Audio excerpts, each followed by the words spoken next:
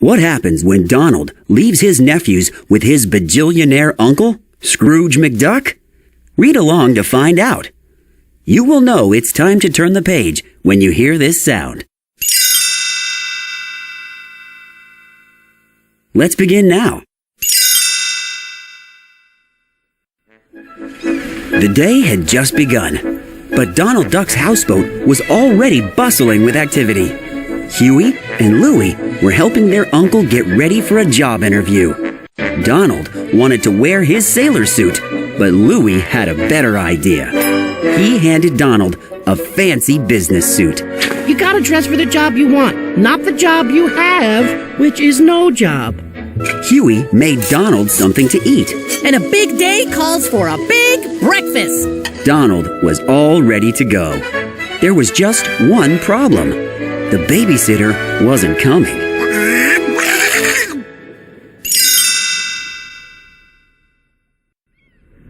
Donald had to think quickly.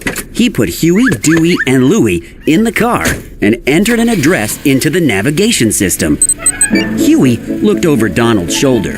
He couldn't believe it. McDuck Manor? As in Scrooge McDuck? Dewey was shocked. The bajillionaire! Louie looked at Donald warily.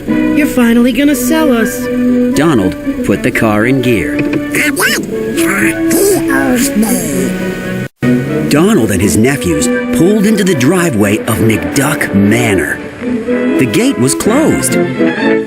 Donald called Mrs. Beakley, Scrooge's housekeeper, on the intercom. Mrs. B, open up! I lived in the out here before. He shows up. Scrooge McDuck's limo was right behind Donald's car. Scrooge jumped out of the car. Hey! Jettison that jalopy from my driveway this instant, you deadbeat! Scrooge was not happy to see his nephew, Donald Duck. Donald frowned. Uncle Scrooge. Huey couldn't believe his ears. Uncle Scrooge? They were related to Scrooge McDuck, the famous billionaire and explorer. Huey, Dewey, and Louie could barely contain their excitement.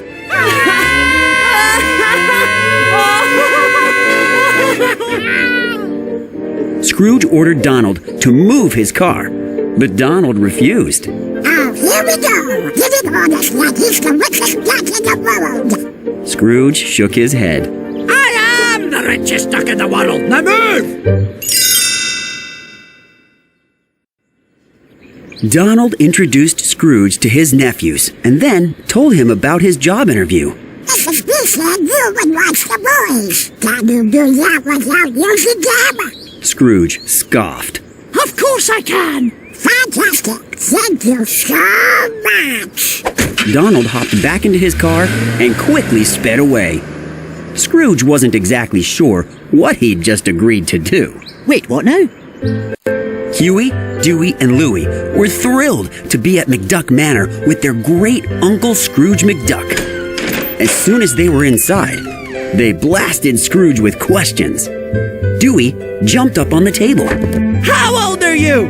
Huey looked at Scrooge. How come you never visit? Louie crossed his arms. You used to be a big deal. Whatever happened to you? Scrooge had had enough. Beakley! Mrs. Beakley led the boys to an empty room and gave them a bag of marbles to play with. The triplets wanted to find something more fun to do. Dewey used the heavy bag of marbles like a hammer to break off the doorknob. Come on, guys! Let's go touch some expensive stuff. Suddenly, a lasso wrapped itself around Dewey. Seconds later, Huey and Louie were captured too.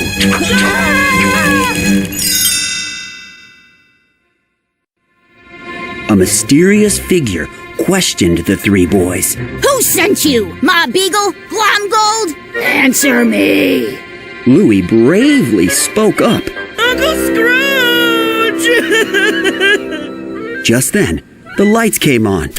They were being held captive by a girl. She cut the ropes off the boys. Oh my gosh, the nephews! The girl introduced herself as Webby Vanderquack, Mrs. Beakley's granddaughter.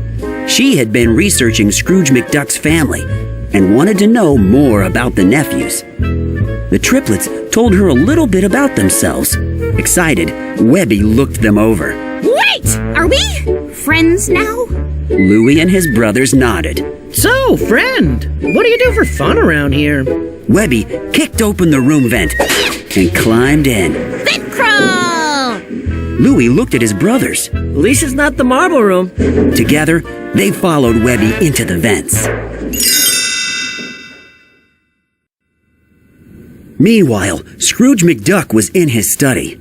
He hadn't liked what Louie had said to him, but he knew the boy was right. Scrooge had been a big deal when he was younger. It was time to be a big deal again. He had just read an interesting weather report about snow falling on the Drake Barrier Reef for the first time in 50 years. That gave Scrooge an idea. He put on his old diving suit and explained his realization to Mrs. Beakley. That weather report aligns perfectly with a Papia prophecy. A shift in currents may present a pathway to Atlantis, lost city under the sea. Mrs. Beakley did not think Scrooge should go on an adventure. She thought that Scrooge should spend more time with his family. She wondered why he hadn't seen his family in over 10 years. Scrooge scowled. Because family is nothing but trouble! At that moment, the nephews and Webby were passing over Scrooge's study in the vents. Dewey heard Scrooge's answer. It hurt his feelings, but he kept following Webby and his brothers. Webby led the nephews to another part of the mansion. Welcome to the Wing of Secrets. Everyone climbed out of the vent. The large, shadowy room was full of huge golden idols, mystical artifacts, and even dinosaur skeletons. It was like a museum of adventure. Webby showed Huey a magical gong that was guarded by a statue of a dragon. The Gong of Pishu. Hit it 3 times to unleash unspeakable evil. Louie started putting green tags on some of the treasures. Huey gave his brother a strange look. What are you doing? Calling dibs on stuff. Scrooge is like super old. Webby stopped Louie before he could tag a golden glove. Careful! Medusa Gauntlet! 1 touch can turn organic matter to stone. Louie hesitated. Okay, we'll call this one a maybe. The nephews noticed a heroic painting of Donald Duck. They didn't believe it or any of the other artifacts were real. Webby wanted to prove the boys wrong. She opened a treasure chest.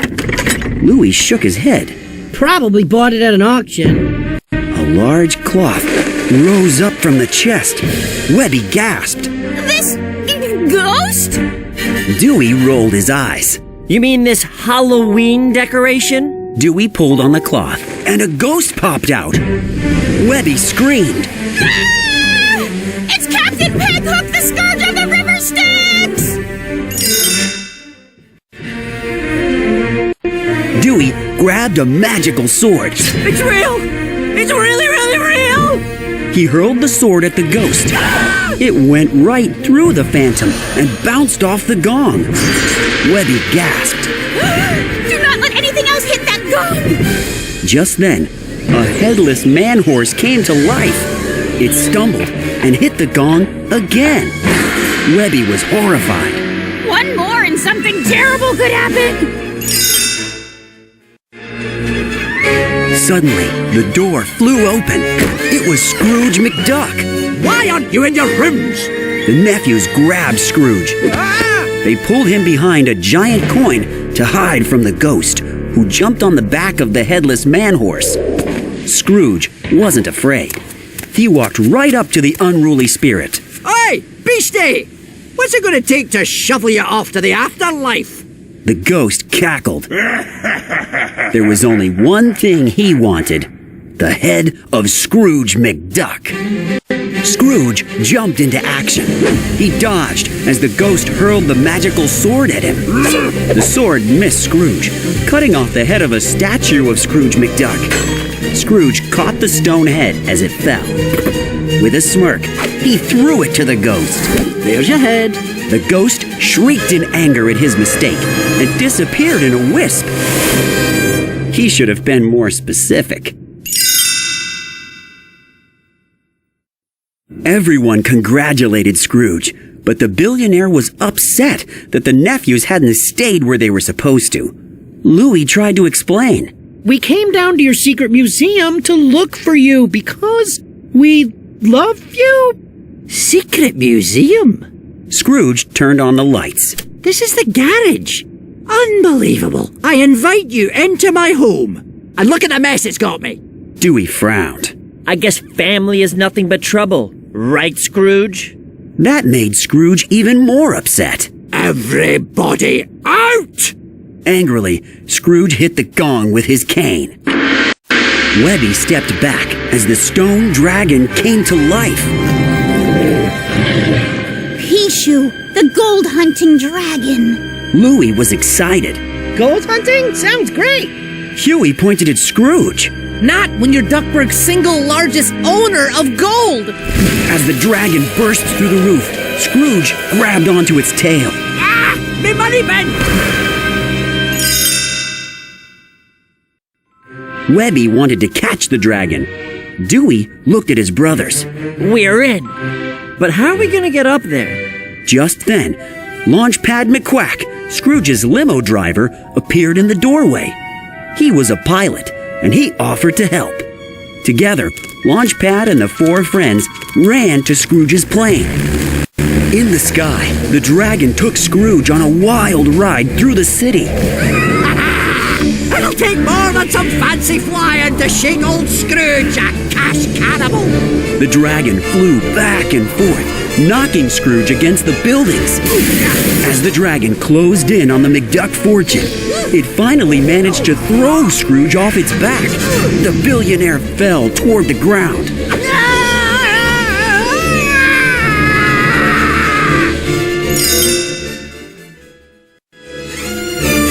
Luckily, Scrooge was pulled into the plane by Webby and Dewey. Webby knew it would take something special to stop the dragon. It's mystical, so we need a mystical device, like an oblivion mirror, or a Medusa gauntlet, or... Like this? Louie held up his hand. He was wearing the Medusa gauntlet. Webby glared at him. But I was gonna give it back. Launchpad steered the plane behind the dragon, just as it began its dive toward the gold. Scrooge took the Medusa gauntlet from Louie and strapped it on his hand. Then, Scrooge tied a rope around his waist and jumped into the sky. He dangled from the plane, reaching and stretching until... Scrooge grabbed the dragon by its tail. He held on tight as the gauntlet sent waves of energy through the monster. The dragon turned back into stone and crashed to the ground. Scrooge went flying, but landed safely in the pile of gold coins in his money bin.